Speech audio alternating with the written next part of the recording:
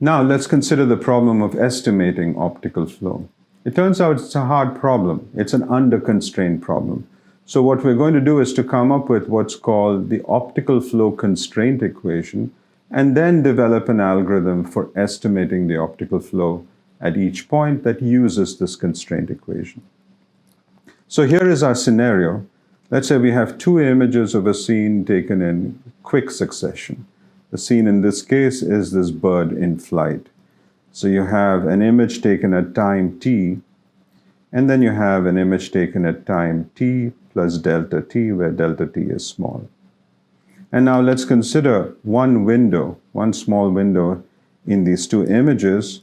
So that's this window right here, and another window in the same location in the other image. And let's now focus our attention on a single point within this window. Let's say it's the foot of this bird right here. And let's assume that the location here is x, y. Now, at time t plus delta t, that point has moved to a new location, which is x plus delta x, y plus delta y. So, the displacement of the point xy can be said to be delta x, delta y. And if you take delta x by delta t and delta y by delta t, then we essentially have the speed of the point in the x and y directions, and that we will call uv, and that is the optical flow corresponding to the point. This is what we want to measure, uv. So now, we are going to make a couple of assumptions here in order to solve this problem. The first assumption is that the brightness of an image point remains constant over time. That is, if you have a point right here in the first image, and it shows up right here in the second image, the brightness is we're going to assume is the same. If the brightness of the point changes, we have a very complex problem. Essentially, as an object moves, it's also changing in brightness. That's going to make the optical flow estimation problem impossible to solve. So that's a fundamental assumption we're going to make, that as points move in space, the brightness that they produce in the image remain the same, at least between consecutive images which are being captured in quick succession here. So since delta t is small, this ends up being a reasonable assumption. So what that tells us is that the intensity of this image point right here at x, y at time t is equal to the intensity of the point at x plus delta x, y plus delta y, t plus delta t, because that essentially corresponds to the new location of the point. X plus delta x, y plus delta y is the new location of the same point at time t plus delta t. So you have this expression right here. I at this new location and time is equal to I at the old location and time. So that's assumption number one. And then we come to our second assumption, which is that the displacement that we are talking about, the spatial displacement delta x, delta y, and the time step delta t, we're going to assume these to be really small. That has to be the case for us to be able to derive a constraint equation. What that allows us to do is to come up with an approximation, a very useful linear approximation for this intensity shown right here. And that approximation is based on the Taylor series expansion. So let's talk about the Taylor series expansion. The Taylor series expansion applies to any function which is infinitely differentiable. Simply means that all its derivatives exist. If that is the case, we can take a function f of x and we can say its value at x plus delta x is equal to f of x plus the derivative of f with respect to x times the displacement delta x plus the second derivative of f with respect to x times delta x squared by 2 factorial, and so on. So we have a series here. And now, you remember we made the assumption that we want these changes, delta x, delta y, delta t, in our case, optical flow, to be really small.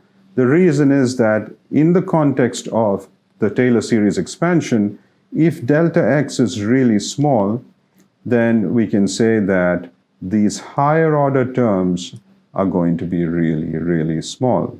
Because if delta x is really small, then we know that delta x squared is very, very small, delta x cubed is even smaller, and so on. And we can assume that all of these terms that you're looking at right here, the higher order terms, we can set them, we can assume them equal to 0 and model this expansion right here using just f of x and the first order term that you see right here. This is called a linear approximation because it is linear in the displacement delta x.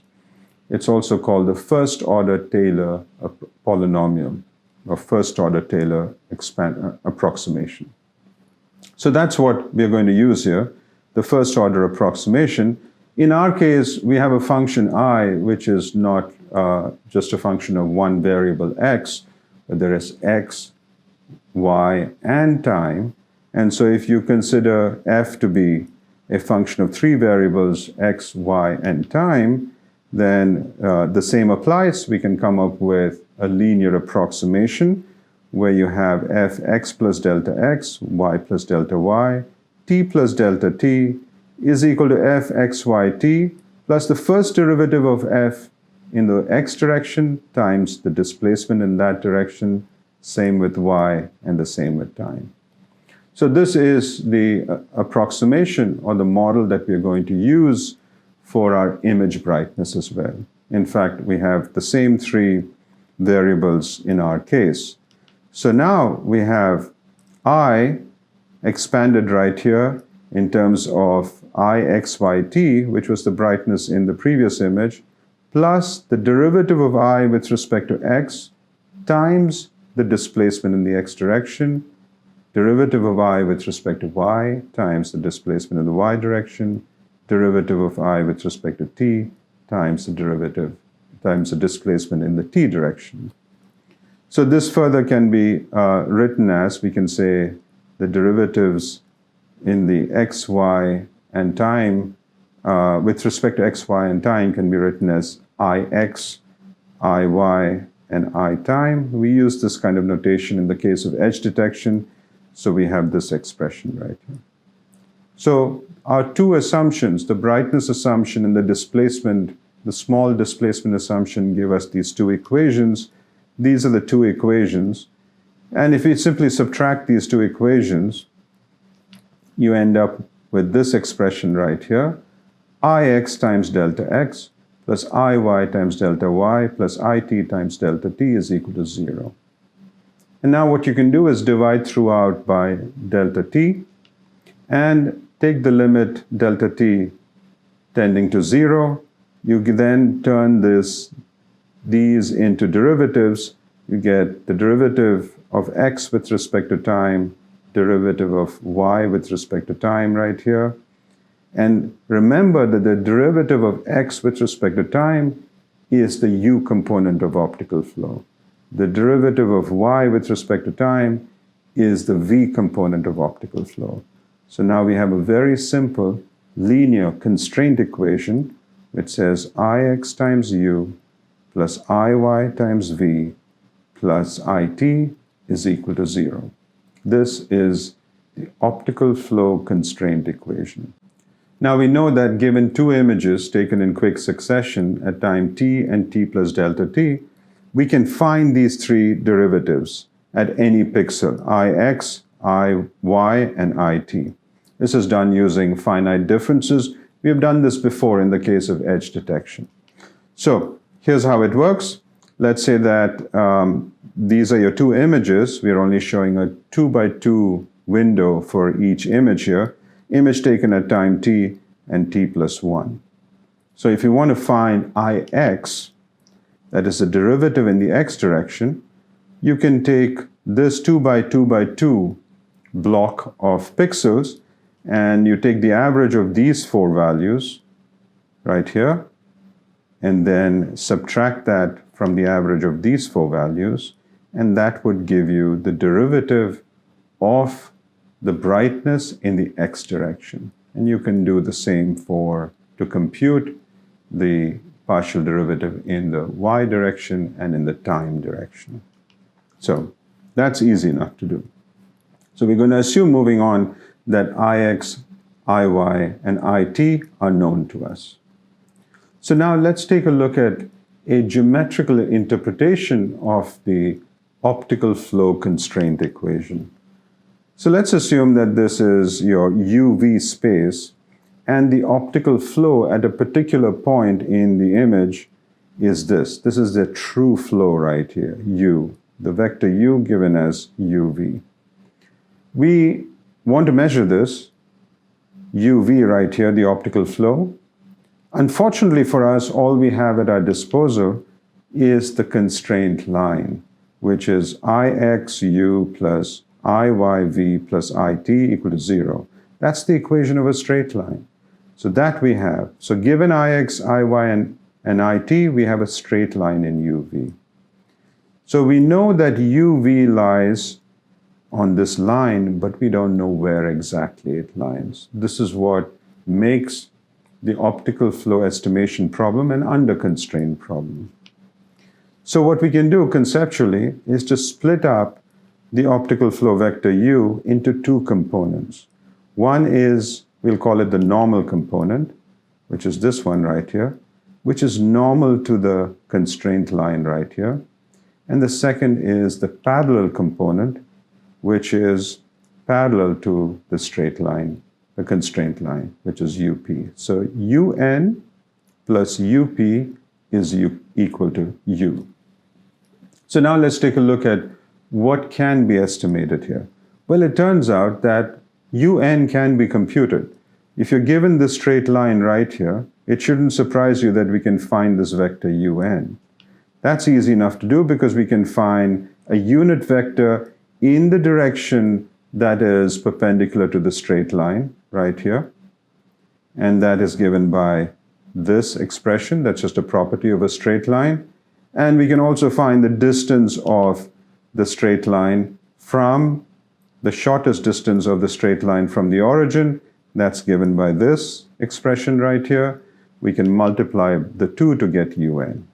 So UN we can compute. The normal flow can always be computed from just the constraint line. And so the problem really is that the other component which we need to complete the story here, UP, the parallel flow, cannot be computed. We know that this point can be anywhere on this line. That's all we know. So yes, we've been able to compute the normal flow, but we don't know exactly what UP is, the parallel flow. So how does this manifest in terms of real situations? So let's take a look at the following scenario. It turns out that this under-constrained nature of the optical flow problem is not just applicable to algorithms of the type that we're trying to develop, it applies to us as well, humans. So let's take a look at this problem. Let's say that this is an object of interest, and let's assume that this object moves in this direction. Let me show that one more time. It moves in this direction. So the actual motion that we want to compute is this. Remember, we are not looking at an entire image of an object. That is, our image is not just of one object. We have potentially different flow in every local region in the image. So what we have to do by necessity is to be looking at a small local patch, which we will call our aperture. So when you look at the same motion that I just showed you, which is that object moving downwards, but you're looking at it through this keyhole, so to speak, you see that the motion looks like this. You see that? So what you end up seeing, even you and I, is the normal flow, is the motion of this line that we're looking at normal to the line. We're not able to measure the actual flow. So locally, we can only determine the normal flow as demonstrated here, and this is referred to as the aperture problem in the estimation of optical flow. So this is our situation. We have our constraint equation, which we've discussed, which is Ixu plus Iyv plus It equal to 0. And this constraint basically has two unknowns, and it's just one equation. So the way we are going to solve this is by using additional constraints.